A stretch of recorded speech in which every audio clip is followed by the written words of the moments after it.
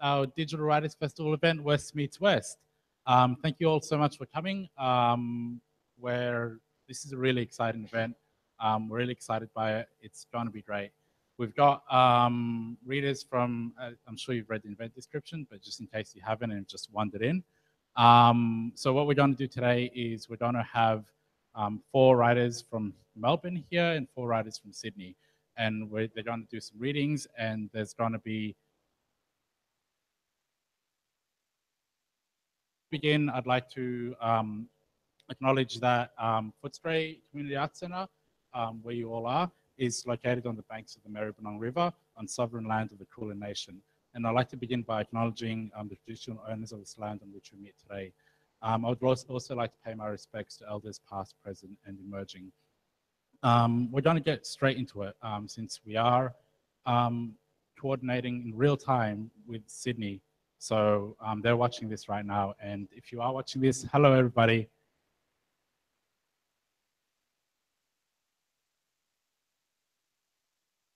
Of our writers.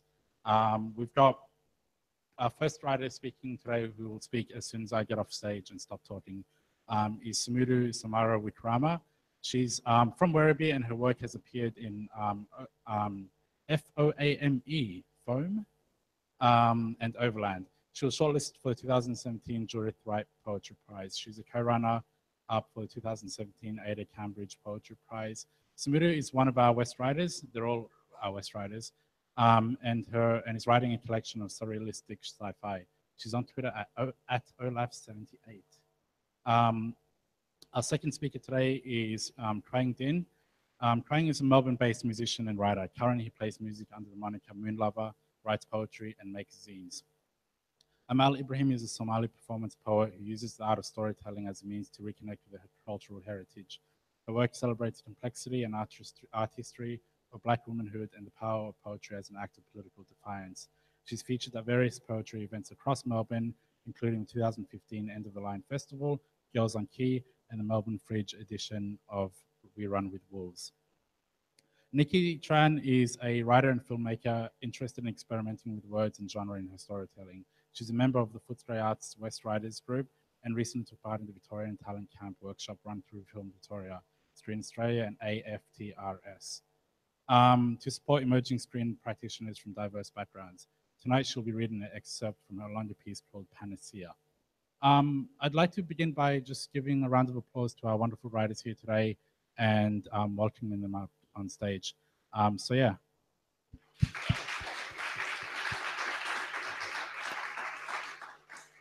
I'd also like to thank Sweatshop Western Sydney and the Digital Writers Festival for helping us put this event together. This event is a really great one, and we're all so glad and happy to have the opportunity to showcase our writers in Melbourne and the Sweatshop writers in Sydney for you today. And that wouldn't have happened without the wonderful team from the Digital Writers Festival. So I'd like to also acknowledge and appreciate Izzy, Lynn, and Will for helping put this event together. And yeah, thank you so much. And let's give them a round of applause as well. All right, we're gonna get straight into it. So please join me in welcoming our first writer onto the stage, Sumuru.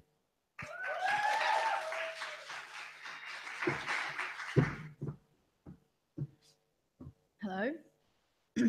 Reading a piece called Lines.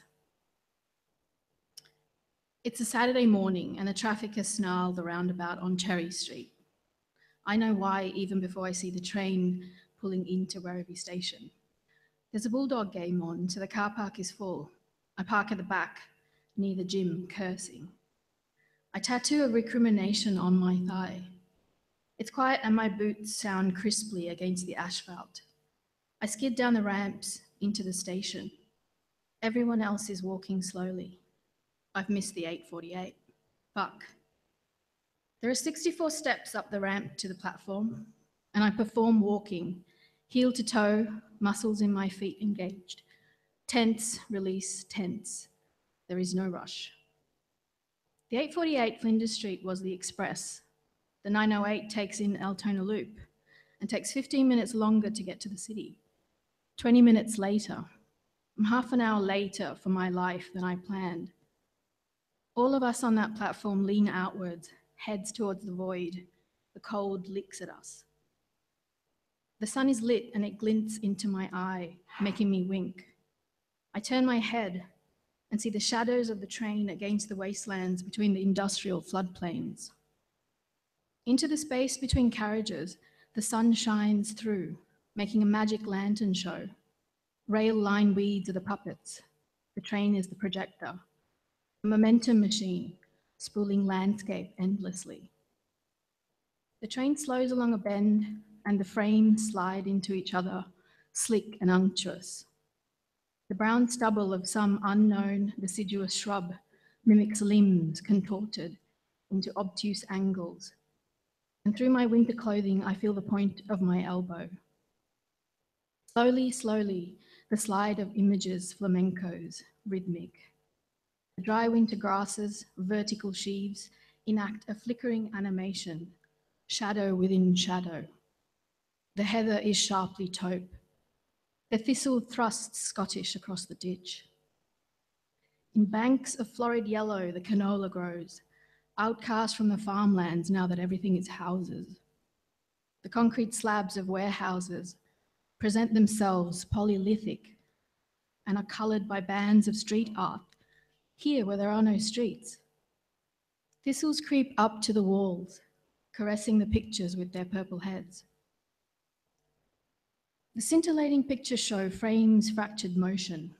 There are sinister, abrupted things at the sidelines. On the straight, we speed up, and suddenly the scene turns ICAT. The train is a loom. It comes, it comes. The sun is shining and the sea is blue. Altona. There are people on bikes in tight clothes and laughing dogs, and people holding hands, or just single people, eyes streaming from the wind, looking at the light. And the sea is a ribbon of shifting colour slung into the middle of the day, below the mauve sky, above the green fields. This picture looks warm. It lies to me. And in the minutes I spend looking at it, all I can feel is the happiness. The people are happy. The white people are happy. The white dogs are happy. And I remember a summer day where the smell of seaweed, iodine in the heat, stuck to me like the white sand, and I walked the kelp onions, popped under my feet black and leathery. I remember the purple pipi shells, flightless butterflies like the ones children draw. Shell butterflies I keyed out of the sand with my toes, and on the horizon a haze watercolored tanker skated by. And I remember I wasn't happy. Altona wasn't for me. It didn't welcome me. It was not beach as I knew beach. I took no joy in it. But today, looking at it for a minute through a scratched train window, I feel such affection. Affection for the white people of today sunning themselves in the surprise sunshine, and for the brown children of that lost summer. The wetlands are blooming in Barbie pink, and a black duck chevrons the water of the estuary. Arrow, arrow, arrow, we leave. I am still bemused and sit nodding with the train, looking into the geraniums and wattle trees speeding by. I feel, on the edge of a portal, almost able to bring the past into the present and make it weft for this here warp. Then the train stops and it waits. Across the Westona platform is another train. I'm watching a version of myself suddenly, the observer projected. I can see the people through the twin windows. We are remote from each other. They are going where I have already been. I think looking into that alternate carriage, I think looking at those people not looking at me, let's fall in love. There is a woman with a sheaf fringe of black and red mouied lips. She catches my eye, but skitters away, back to her phone held high so her posture will stay clean. I move on. There is a woman in a sky blue, sea blue, Aldi blue hijab, but she's looking elsewhere. She's found a portal, I think.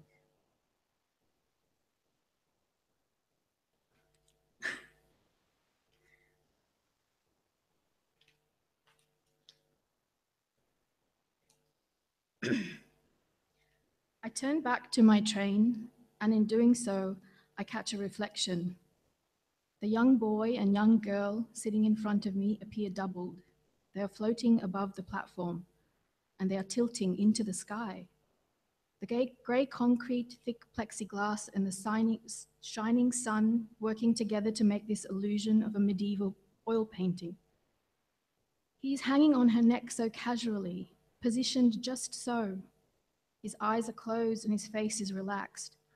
Clouds are curling behind him, through him.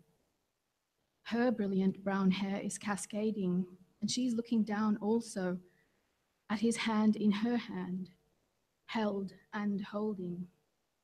And I think, yes, let's all fall in love. Let's all love like that again. Let's run our hands along arms, through hair, across backs. The train moves, and I lose the illusionary them in the movement. It seems right, but I'm still sad. Then this asshole's phone goes off, full volume, and it's the Celine Dion song from Titanic, and he can't get the phone out of his pants, and the song fills the carriage in between the cracks of functional noise, and then he gets the phone out of his pants, and he can't decide what to do with the call, and the carriage is filling with this song, and people turn to look at him, and he's still undecided, but at least he's blushing. The song is here, there, everywhere I am. Can't get away from it. Wherever you are, I'll be there, and my heart will go on. And the boy and the girl shift to themselves and laugh quietly, and they look like a boy and a girl again. So maybe the guy with the Celine Dion phone is not an asshole. Maybe all of us in that carriage, in the light of the shining sun, we don't mind the song. I think, yes, why not? Let all our hearts just go on. Let our hearts go on. Thank you.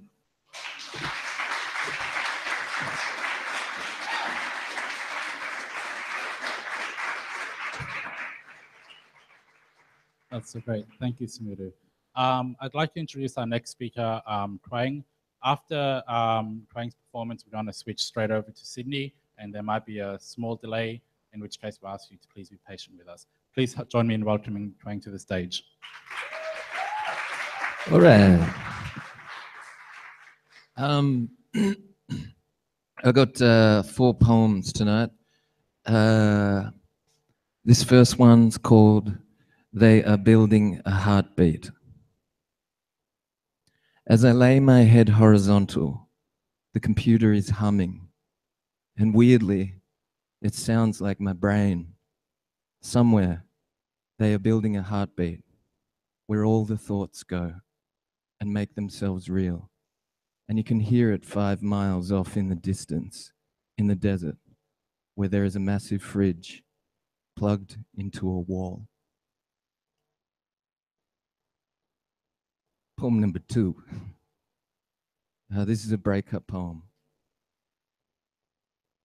After I left my love and all expectations of perfection were disintegrated, I decided that I would become a monster again. My love had bent my mind into a shape resembling hers, and I was on the path to goodness and morality. She opened my eyes to seeing the horror of the world, the conspiracy in full 3D. I had been walking the path of the unenlightened, and I was thankful to my love for helping me understand. But when she left, the urges returned, and I didn't want to be a lone angel looking down upon humanity. I wanted to be a pollutant like the rest of them, spreading the old word of death and plastic, of blood and domesticity.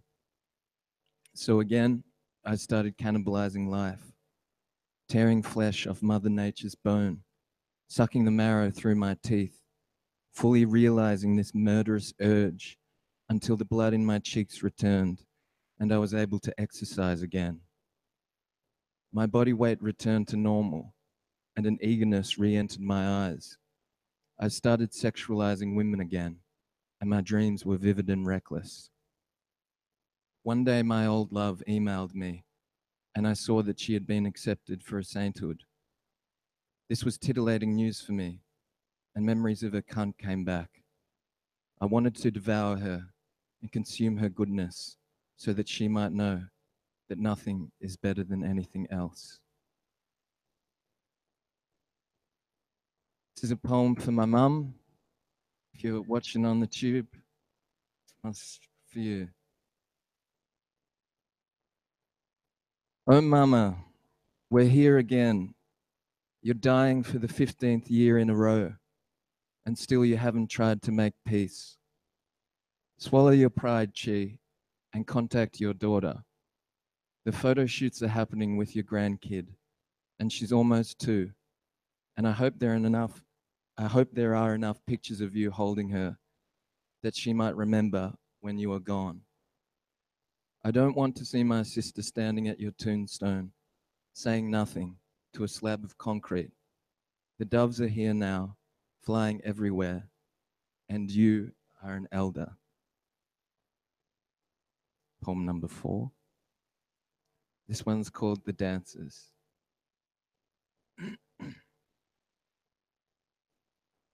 There is no grace in manipulation. Everything is a dance. And there are those who think they could take the whole world in their tiny hands and force it into positions of mercy, as if they were God.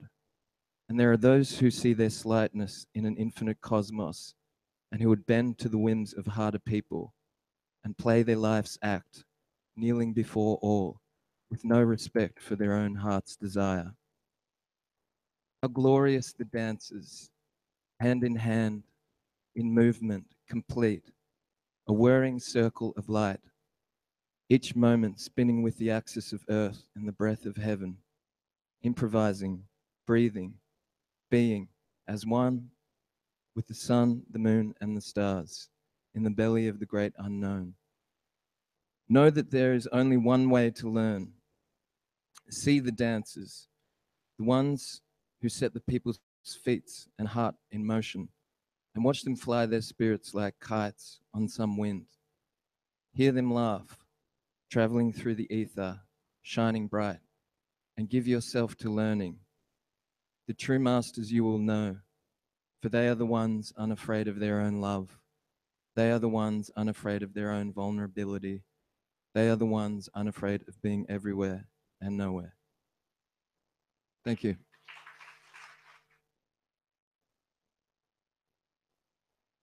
They are the ones unafraid of being everywhere and nowhere. Thank you.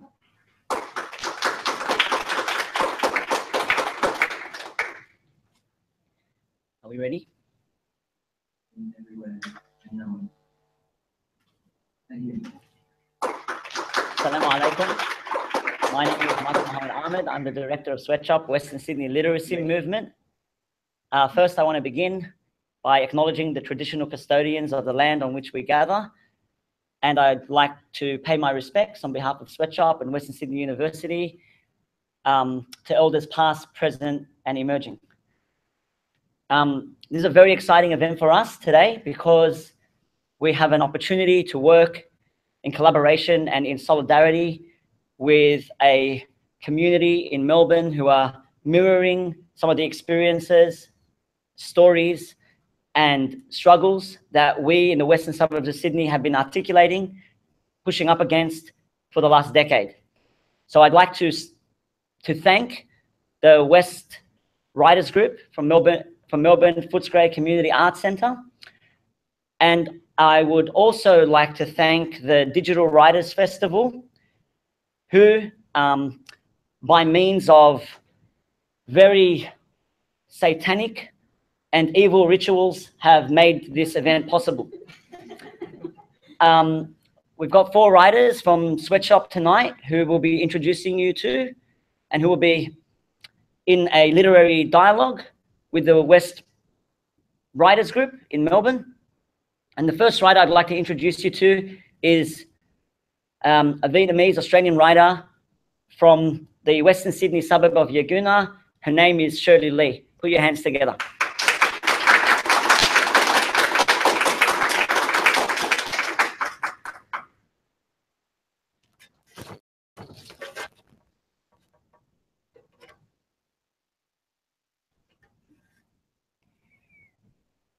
In winter, mandarins are cheaper, and they're stacked at the entrance of Bankstown Woolworths, selling for $3 a kilo.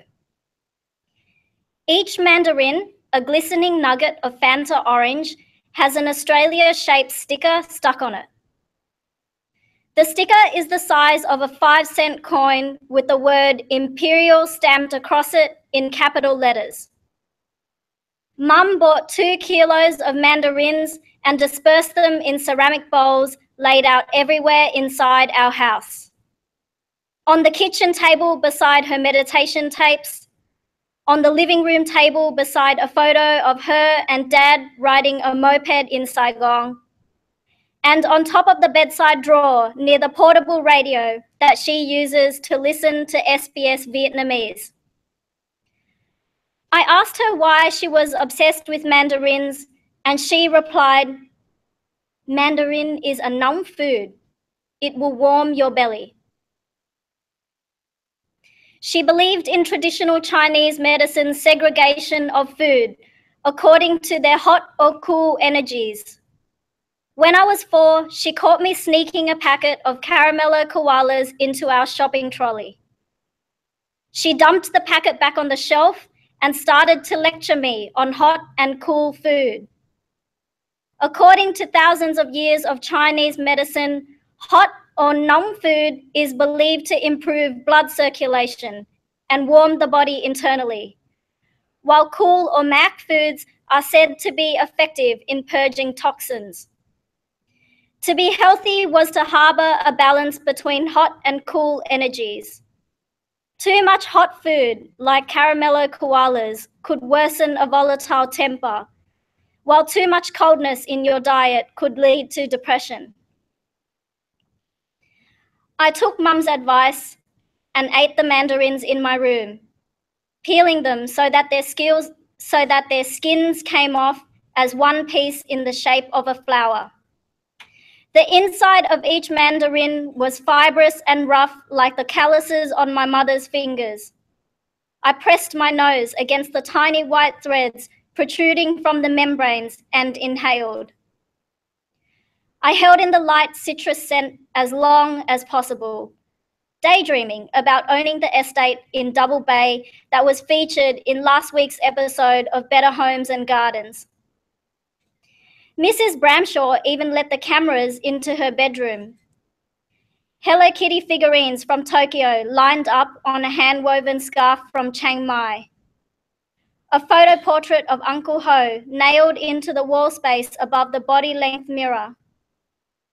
On the bedside table, a mini Angkor Wat carved from wood.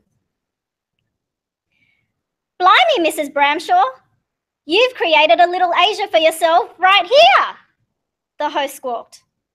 This was my favourite part of the show, seeing how my fellow Sydney-siders were living. I flattened the mandarin peels inside the pages of my property law textbook. I needed to study harder to become a lawyer, to become a Mrs. Bramshaw sleeping with an orgy of souvenirs.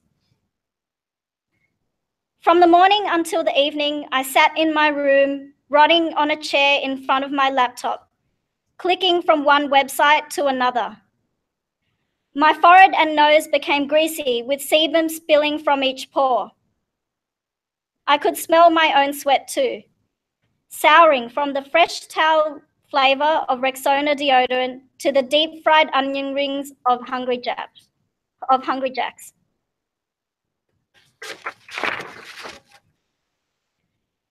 Instead of studying for my end of semester property law exam, I spent hours searching through a Chinese medicine site called Foods and Their Traditional Q Energy.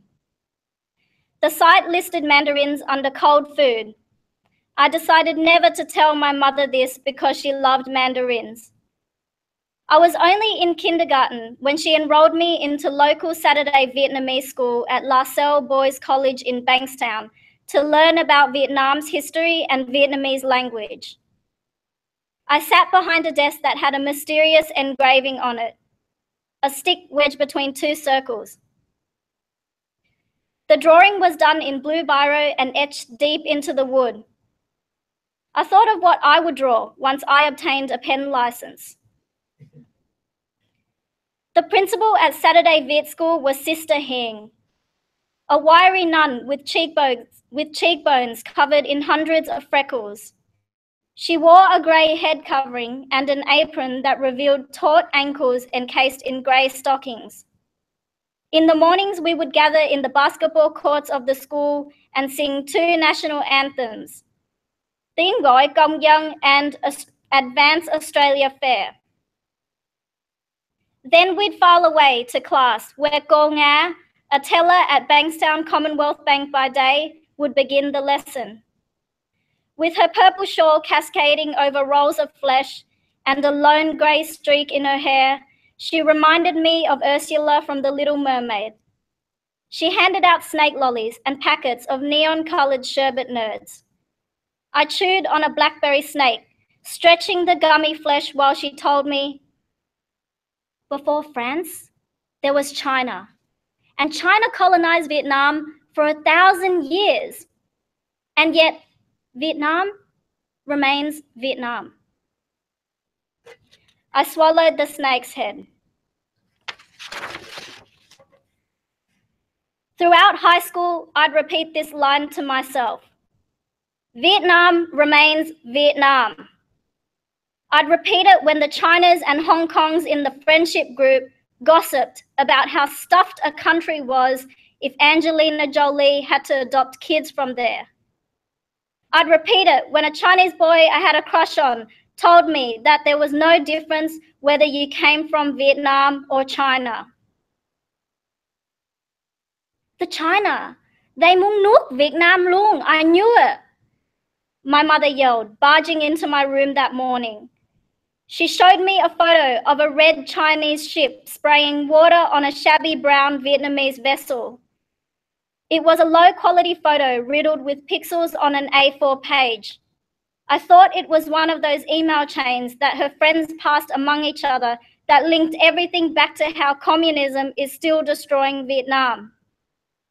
But as I scrolled through my phone on the train to work, I saw the same photo on the Sydney Morning Herald's Facebook page with the caption, Chinese ships ramming and spraying water cannons at Vietnamese vessels trying to stop Beijing from setting up an oil rig in the South China Sea. I enlarged the photo by spreading my thumb and index fingers across the screen. I wanted to see that Vietnamese vessel up close, to see if any Viets were standing on deck, shielding their faces or raising their fists in defiance as the water bombs pounded around them. I saw nothing. The image was blurred by the water droplets from the Chinese vessel. I pushed the home button on my phone. Why was my mother so upset about Vietnam losing some land in the Spratly Islands? All my life she'd told me that the entire country of Vietnam was dead to her.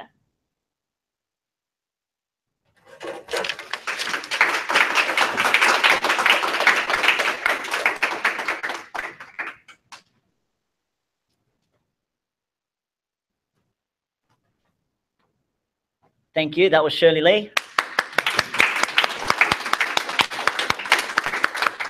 So I want to thank our friends who are tuning in online, and very good friend of mine named Khaled, who's making things happen on the other side of town. The next writer I want to introduce you to today is a Mauritian Australian writer from the Western Sydney suburb of Parramatta, and his name is Jason Gray.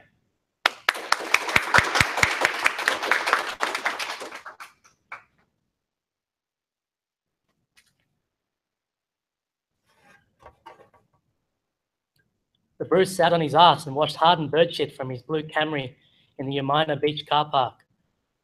I watched him work, legs spread into black and white thongs, from the driver's seat of my XF Falcon station wagon. I'd known the Bruce in high school, but we lost touch when he'd been kicked out of my group of friends for making too many sad jokes and being too geeky. We hooked up again in Gosford after being rejected by hotties at the local nightclub, found each other sitting near the straw dispenser on the bar, Percy, mate, said the Bruce. Come here, mate, please. The poo won't go. It won't. I rose on rickety caramel knees and aging sandals. I wiped the beads of sweat that painted my brow with my wrist and sidled towards him. Mate, quick! Ouchie! I grabbed the Bruce's dark brown wrists and lurched backwards, pulling his stocky frame up. Nyah! The Bruce whined as two random men tore him from my grip, one whitey who resembled Larry Bird and the other an older guy, maybe 50, with facial skin like dried banana cake. Dried banana cake face hooked the Bruce's flabby biceps from beneath his armpits. The Bruce said, "Let me go, you brutes!" Gnashing his teeth. Dry banana cake face spun the Bruce around and smashed his belly with a ham-like fist. The Bruce clutched his food belly and winced from the impact, specks clinking on the loose gravel. Hey, leave him, I finally yelled as the two men kicked into the Bruce's chest. Oh, he cried, saliva dribbling from his lips. Larry Bird said, "Yeah, nice one, old cunt. You just killed our Desi. Oi, caramel sundae bitch, you drive?"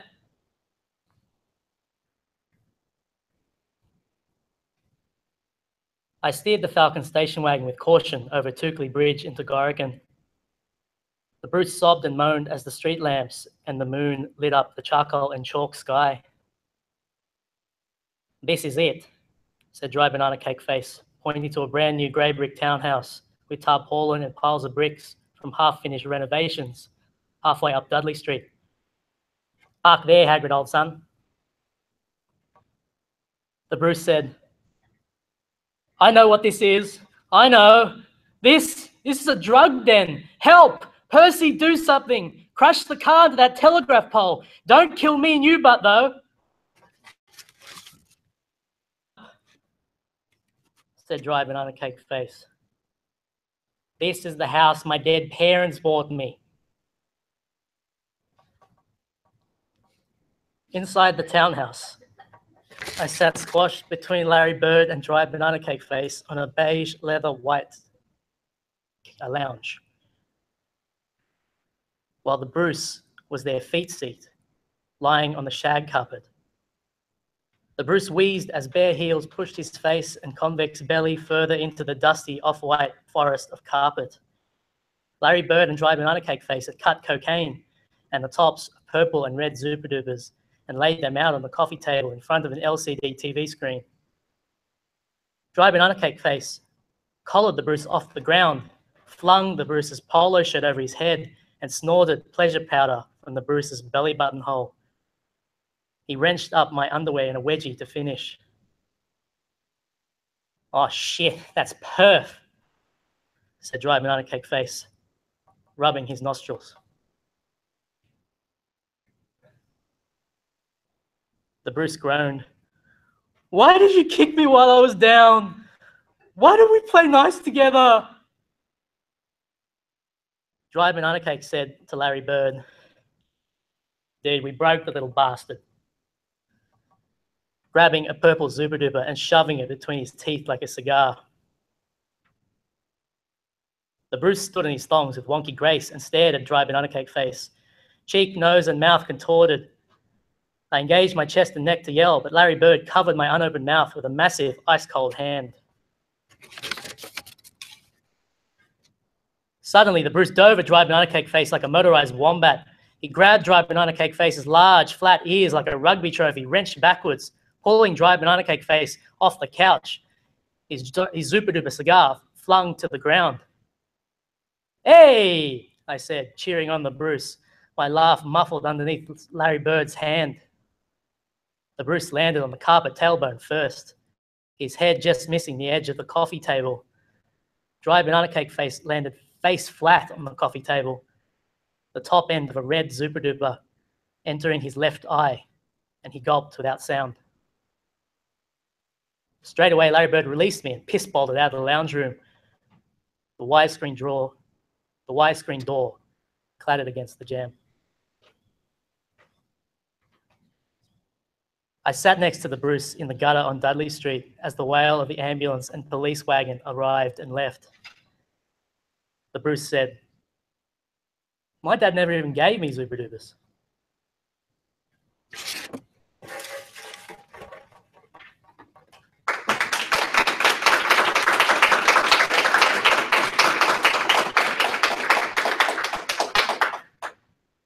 And I think we're going back to Melbourne.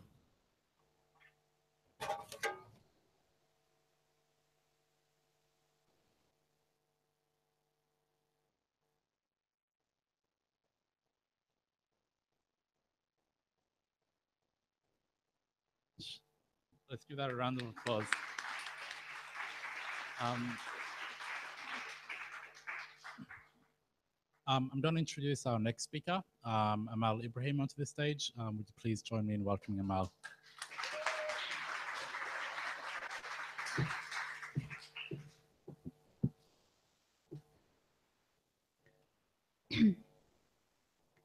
I have turned into a thing you cannot recognize. I touch my face and it makes me feel heavy. My ex's laugh comes to me in a dream and breaks me into a nightmare. I prepare the bathtub with lavender and soap.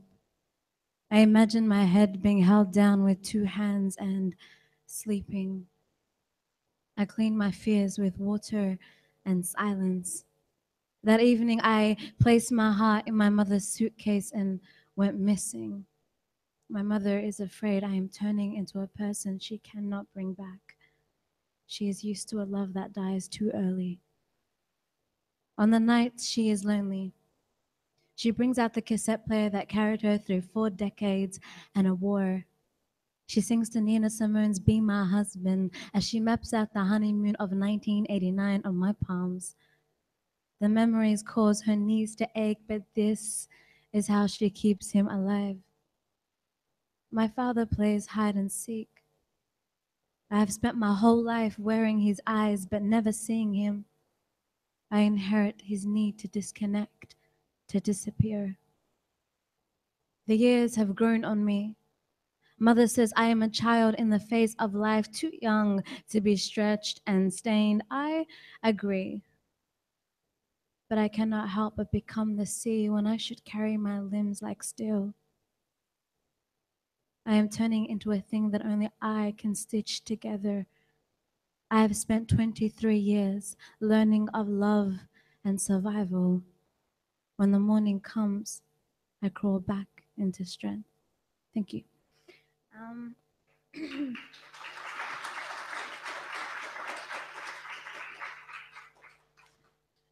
Sorry, I've got a bit of a cold.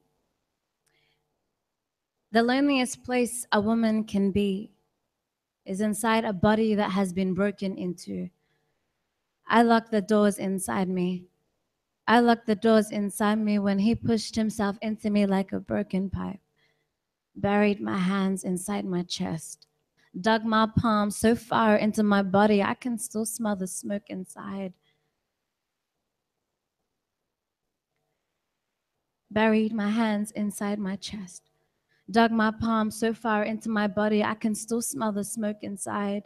Pushed my face against the punctured night, stitched a coffin out of my soft skin, coiled into my belly like molded bread, raised my hands towards the sky, said, Ya Allah. I close my eyes and his mouth appears. Ya Allah, who will ever want to touch this body again? In New Delhi, a woman was raped on a moving bus by 6 men with jawlines ready to fight, and she was an unarmed soldier in an open battlefield with no choice but to surrender. In Kashmir, when the woman said no, he held the knife shaped as his fist around her throat, placed her breast upon the weight of his chest and laughed. I imagine the funeral, her husband calling her an adulteress, cursing her daughters and refusing to pray on her grave. In Ohio, a Russian tourist was raped by 3 American brothers. When finished, they dragged her golden hair into an abandoned construction site and set her body on fire. I imagine her flesh, wailing to the sound of the Russian anthem, her hip bones swaying to the concert of her father's melody, her smile, an aircraft still intact. In the morning, after the flood of my bedroom, after the shred of my innocence, I harvested my blades as organs, armored my spine with black steel and shotgun, placed a red flag around my borders, marked my country in colors of my veins. I refuse to live this life as an open casket, to not rise above the crumbled stones, for I have seen too many women submit to fear and silence. Strength isn't in how far you can hide into yourself. It is unlocking the front door, opening the windows to let the breeze come in. It is washing the stains off the carpet. It is standing in the courtyards of your fears, dancing to the drums of a new day. I have walked a long time with dried blood against my thighs and shame that should not be mine. When I die, and my body is buried underneath the dusk of this earth, remember, you did not kill me. You did not kill me. Thank you very much.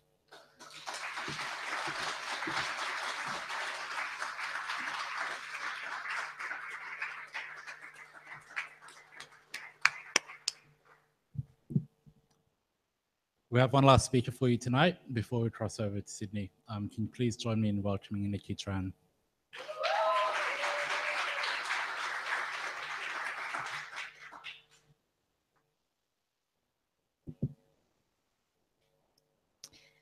It was not love. Before I begin, before your lips curl down into a smile of pity and condescension, it was not love. That needs to be said. Mason was the type people clung to for warmth, a beacon for drifters burning bright wherever he could for as long as his whim would last. The first time his warmth fell on my skin, I was begging outside gilded doors in the frigid cold, trading dreams for a bit of edible currency. He picked me up, brushed me off, and slipped me some of his problem-free philosophy. Expect nothing, and you'll be bereft of nothing. I took to it. I took to every syllable he offered and upheld it like scripture. Stumbled after him down every street, round every corner, into every scene with his tether to my chest. I held on for dear life. Because when you've been out in the cold for as long as I have, your body will go wherever there's a little heat, no questions asked. Yet somehow I knew when the jig was up, he would leave you. He flashed his teeth and spoke in that erratic cadence only a smooth salesman could pitch. Someone flexible with his word, attentive with his touch. A few times he bailed halfway into the night, only to reappear weeks later at the window, asking for a light. So when the time came, I didn't pine. I didn't spend months hanging around old haunts, speculating where he'd gone, if he'd be back. This town had sucked him dry and bored him out of his fucking mind. Fine. But he couldn't be a beacon for tail chasers and not expect someone to come sniffing when he split. I put my nose to the ground. I wormed my way into every nook and cranny in every neighboring town, each one a different place with the same stench. Rot had set in. The kind of rot that ruined industries and then lives. A rot that preyed on towns that were slick with the grease of satisfaction, because the satisfied don't see it coming. So it was familiar, to say the least. The town I came from, the home that had fattened me with expectation and then took it all away, that town was doing good, bolstered once by decades of ambition and pursuit of convenience. We had everything. And in the end, the rot got to us too. Mason had rolled through, dealing indifference like a cheap drug to each and every town. And I went to them all, grilled every glassy-eyed drifter I could find, and they gave me nothing. No contact, no whispers, no scent. They had no fucking clue. But there was a tell each time, their breath catching at the ring of his name, seizing hope before I finished. How many fools had he infected? I could have pushed on. I could have cut my losses, tucked my tail and gone home, back to the begging. But neither would have made a difference. The rot was done devouring infrastructure and now gnawing at my head. Something would have to give. But then in true Mason form, a one-word message came out of the blue, both to insult and seduce. P-A-N-A-C-E-A, panacea. It was in the city. Either heard I'd been looking or his thumb accidentally slipped. It didn't matter. Neon lights beckoned, so I skipped town. I clunked and rattled my way into the embrace of concrete and steel. The city, always wired, light, movement, sound. Yet when the steel tracks weaved over wet asphalt and lit structures, the effect was akin to that of breathtaking emptiness. Residents had fled this place in droves, convinced that fresh living in the outskirts would be the antidote, until I realized that outside towns, we were just the same, dying quietly at a slower rate. So now one by one, these souls were drifting back, their heads bowed in the carriage, their minds in their laps. A voice barked at me from across the aisle, "Don't bother, turn around." When I found it, Panacea was somewhere critics not long ago would have heralded casual and tucked away. A labyrinth of crooked side streets reeking of drunken piss and the juice of dinner scraps. Home to places that feigned exclusivity by testing your resolve to find it. Cool places. Cool places that were the first to crumple when there were no more luxuries to disperse around. Panacea outlived them all, or maybe it sprung a few moons after. This place lived because it was anything but exclusive. Pana was for the dregs of society, blinding arrow over a gaping cave, begging you to sink into its quicksand. No doors, no gold, no keeper. Welcome to the underground. I smell it before I hear or see a thing, a path led by a heavy concoction of sweat and earthen dew. The ground grows soft, ragged edges scrape my limbs, flitting shapes etch the wings, and then the rumbling, rattling bones, sinking with blood. My mind goes silent. My senses adjust. I fold into the throng. Silhouettes of claws and wings, bodies thick, twisting, writhing, undulating with a rhythm. Their talons perch on stalactites and tail curls around my thigh.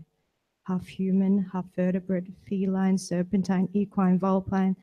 The place was crawling with beasts. The majestic slaves to the night. Not one of them bothers to look at me, and that's okay. Their arms, their chins, their mouths don't insist that I should leave either.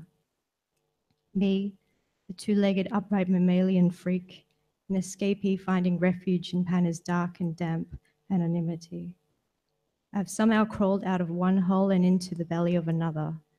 Pinned and trampled and groped as I was right now, I had been holding my breath for years, and Pana has oxygen finally returning to my lungs. It's electric. I'm so impressed. Mason has outdone himself. So where the hell is he? Thank you.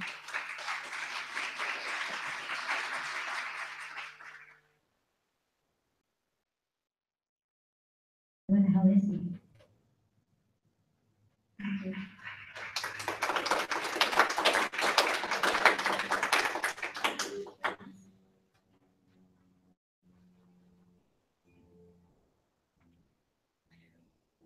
Thank you, West Melbourne Writers Group.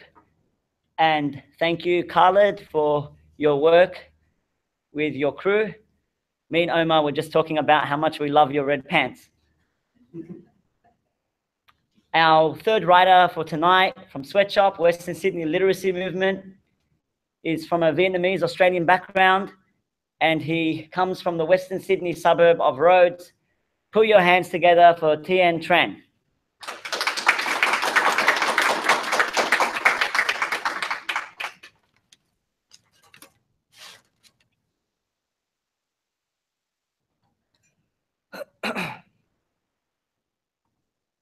Hugh, the dickhead, wins $43,822 from Division 2 Oz Lotto And the first thing he does is he goes to the Subaru dealer on the corner of Walton and Beaufort and buys a bright orange WRX.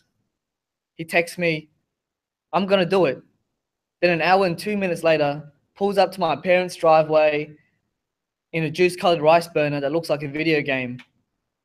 The spoiler sits so high, you can see the tip of it from the front. I think to myself, oh my God, what a piece of shit.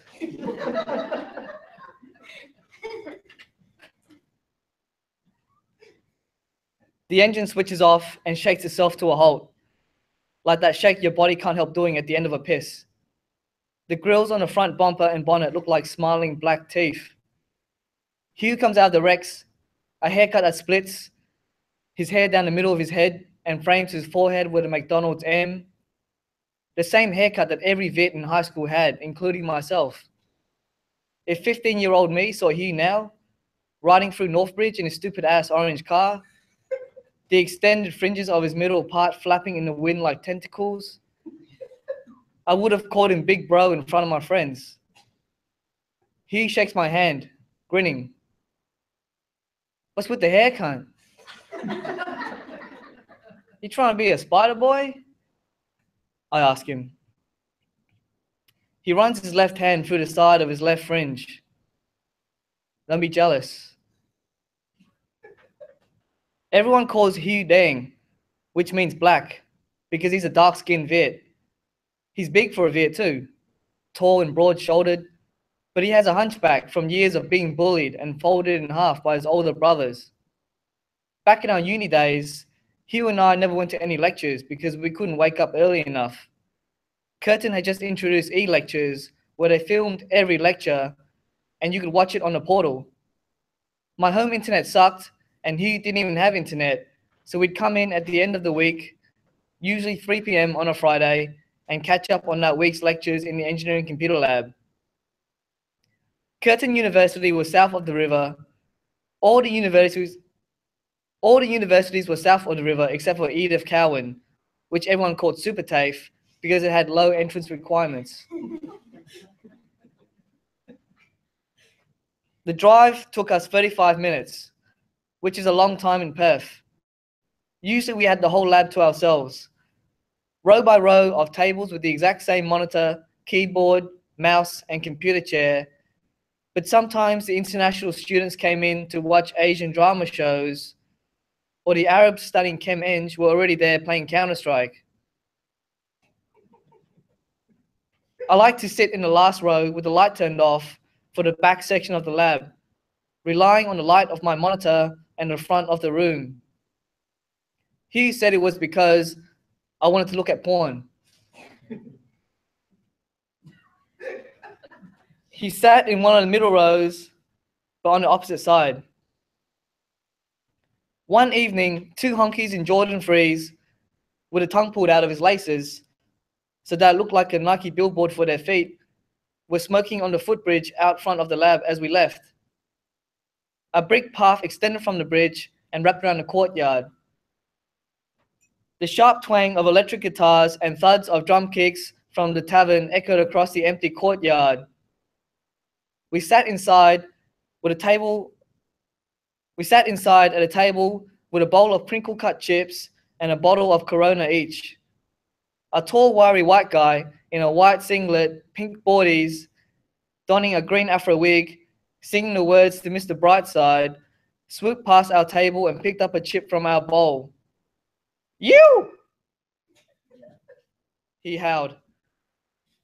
Singlet latched to his bony torso, exposing his sharp shoulder blades, which looked like the corners of a table. I had an urge to yank his puka shell necklace from behind and clothesline him. Hugh watched Mr. Brightside walk around the pool table to his 4 friends, who were all wearing something stupid. One of them in that lime green Borat mankini. Borat wrapped an arm around Mr. Brightside's shoulders and smirked his fake mustache as he talked. "These cunts have never been bashed before, have they?" Hugh said loudly above the music. Mr. Brightside glanced at us briefly. Borat kept a smirk, but his eyebrows fell flat. I wondered if I'd ever get used to the familiarity that white people have with strangers, and if maybe us Viets were too uptight and worried too much about saving face all the time. Fuck those cunts. He sipped from his Corona, thumb and index finger wrapped around the bottleneck. We both forgot what we were talking about before and decided to leave the bar. We both forgot what we were talking about before and decided to leave as the whole bar started clapping along to the tambourine intro to Are You Gonna Be My Girl? The car ride home, I watched the trees pop out of the dark and into the high beams of Hughes 85 Commodore as we did 120 down Tonkin Highway. In the side mirror, the trees fell back into the dark. I let out a "you" to break the silence. Fuck cunt, don't even start, he said. We spent the rest of the trip talking about how funny it would have been to fight a guy in a green afro and a Borat mankini. My arms stick to the leather of the WRX as the 2:32 p.m. sun aligns with Tonkin Highway southbound and roasts us. I look at Hugh. You gonna turn the aircon on or what? Hugh winds the windows down, but the hot wind burns our faces, so he winds it back up straight away. I ask him why the hell he doesn't just turn the aircon on. He snaps at me, because I gotta feed this bitch 98 octane. That's $1.45 a litre.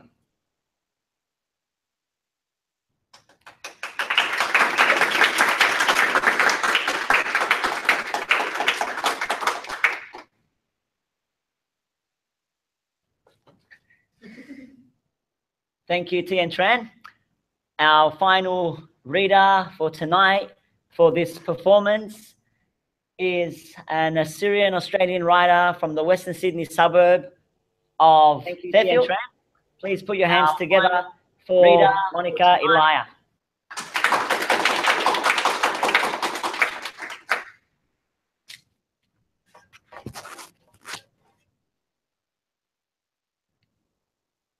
My Nana knitted rows and rows of black and white V's. She huddled me into her bedroom where the other grandchildren wouldn't see.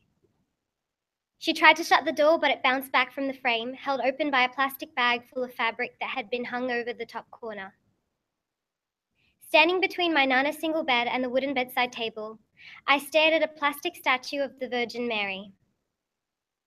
The only coloured sections were her pink-toned face and the edge of her blue veil. The dark pupils of the statue had been mistakenly stamped just left of the indentations marked for the eyes. I imagined my grandmother at night, holding the length of her cotton nightgown in her hand and bearing her chicken sausage legs, thick and pale and covered with purple and green veins. Her grip dampening the fabric with sweat as she struggled to bend down onto her swollen knees to thank the statue. Nana's face would tighten as she pulled herself up to stand and begged for her father, ui babi, to lessen the pain.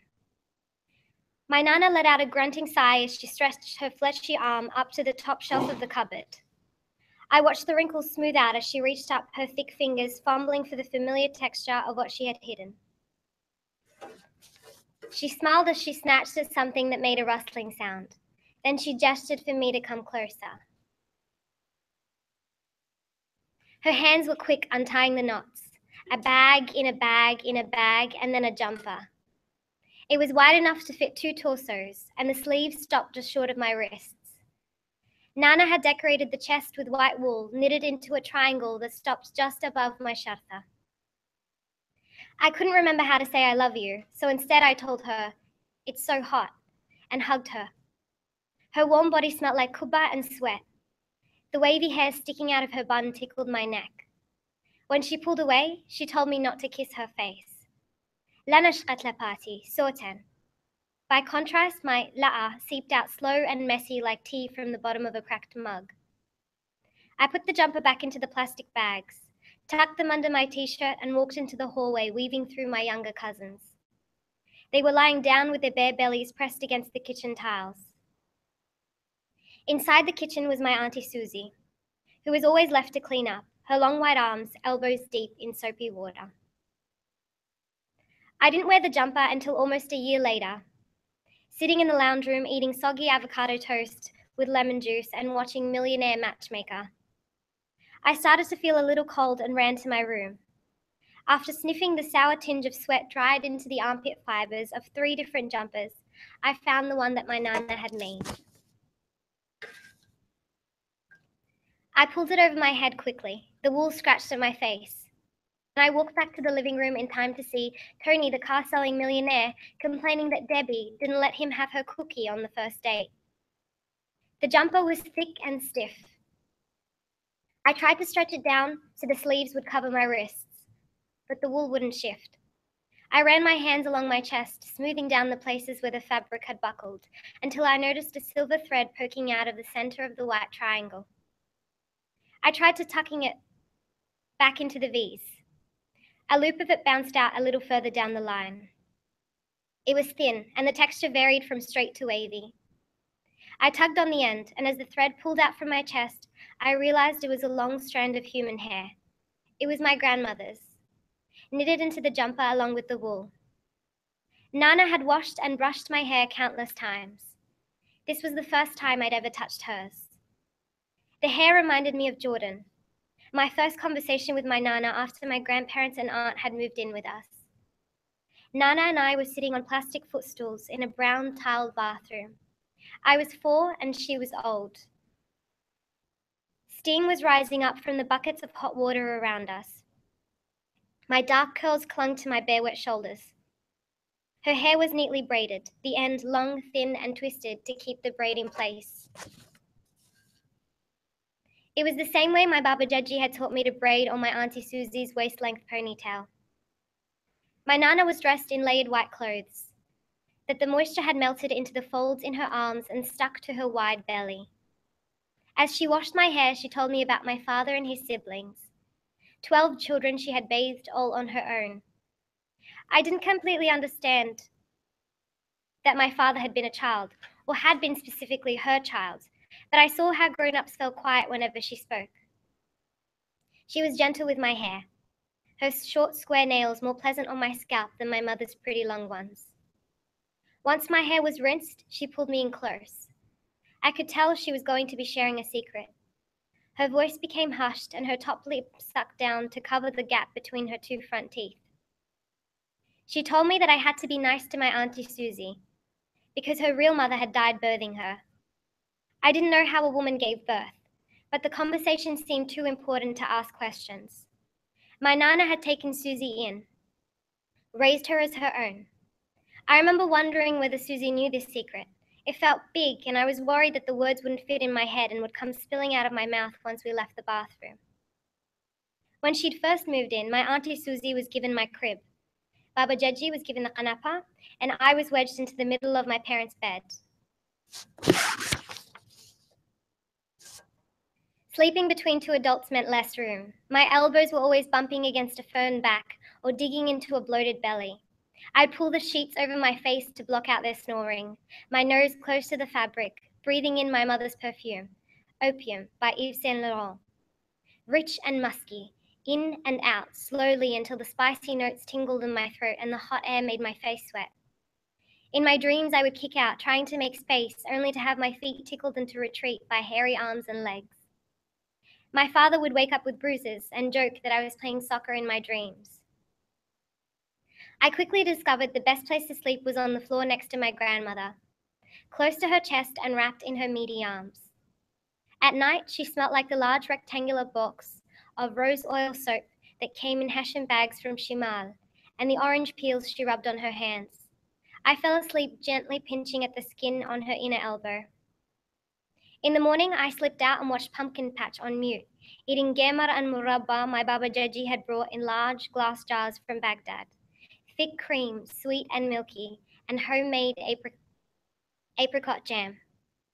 The apricots were soft and sticky, glistening orange pieces floating in a smooth golden syrup. I used a large silver spoon to catch and scoop them onto the flat bread covered in cream, careful not to ding the spoon on the sides of the glass and wake up one of the sleeping adults. The hair on my arm stuck to my skin with every bite as a sandwich dripped down my wrists. I never learnt how to fold in the ends as neatly as my grandfather.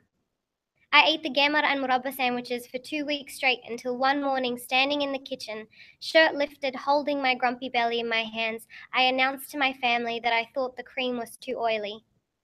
My nana was the only one not to laugh. The avocado toast was cold now, and Millionaire Matchmaker had ended. There was a too loud car ad playing, a big four-wheel drive making tracks in a muddy road that had moistened with film set sprinklers. I wanted to call my mother and tell her everything, grandmother, and tell her everything I remembered, but my Assyrian wasn't good enough for the phone. I needed my hands to speak. I turned the TV off and pulled the jumper up over my belly and up to my face to take a deep breath, but all I could smell was old musty wool. Up close, I spotted another silver hair poking from the fabric, then another and another. Every stitch was twisted in place with a hair. I felt my arms beginning to itch, my neck growing hot. I pulled the jumper off my body, careful not to let the hair touch my face. I laid it down on the ground, and then I laid myself down beside it and tried to remember the Assyrian word for apricot. Mishmishe? Mishmish? Chocha?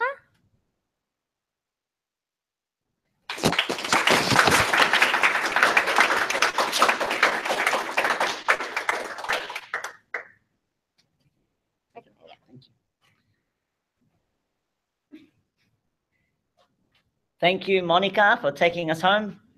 Thank you to all the writers that presented tonight from the west of Sydney to the west of Melbourne. Thank you to our audiences live in Sydney, Western Sydney, live in Melbourne, Western Melbourne, and who logged on. And lastly, thank you to the Digital Writers Festival for organising this event with us. And shukran and salamu alaikum and peace in the Middle East. For organising this event with us.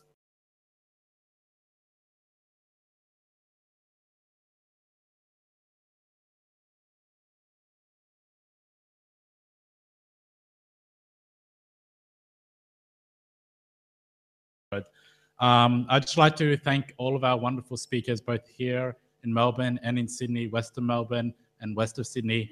I'd like to thank Shirley Lee, Jason Gray, Tien Tran, Monica Elia, Sumuru Samara Wikrama, Quang Din, Amal Ibrahim, and Nikki Tran. Can you all give it up for them? They've been amazing today. I'd also like to echo Mohammed and thank the Digital Writers Festival for helping put this event together. And thank you, Mohammed, and everyone at Sweatshop Western Sydney. It's been great. Thank you so much for coming here, and good night.